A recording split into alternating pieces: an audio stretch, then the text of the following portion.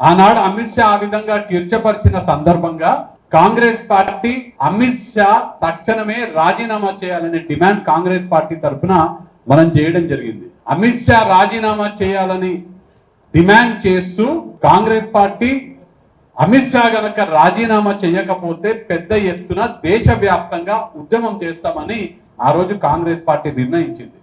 అమిత్ షా రాజీనామా చేయలేదు, ఎందుకంటే అంబేద్కర్ అంటే గౌరవం లేదు, రాజ్యాంగం అంటే గౌరవం లేదు కాబట్టి. అమిత్ షా రాజీనామా చెయ్యని తరుణంలో కాంగ్రెస్ పార్టీ అప్పుడు ఏం చేసినామంటే, అమిత్ షా రాజీనామా చేస్తలేడు, ప్రధానమంత్రి చొరవ తీసుకొని ప్రధానమంత్రి అమిత్ షా పైన యాక్షన్ తీసుకోవాలి, మంత్రివర్గం నుంచి అమిత్ షాని ప్రధానమంత్రి తొలగించాలని కాంగ్రెస్ పార్టీ డిమాండ్ చేయడం జరిగింది. డిమాండ్ చేయడమే కాదు, ఆనాడు పార్లమెంట్ లో మల్లికార్జున్ ఖార్గే గారు, రాహుల్ గాంధీ గారి ఆధ్వర్యంలో మన ఎంపీలందరూ కూడా ఇక్కడ చాలా స్పష్టంగా కనిపిస్తుంది, ప్రధానమంత్రి అమిత్ షాని మంత్రివర్గం నుంచి తీసేయాలని మన ఎంపీలందరూ కూడా అంబేద్కర్ సమ్మాన్ శపథ్ అని పార్లమెంట్ లో ఉద్యమం చేయడం జరిగింది.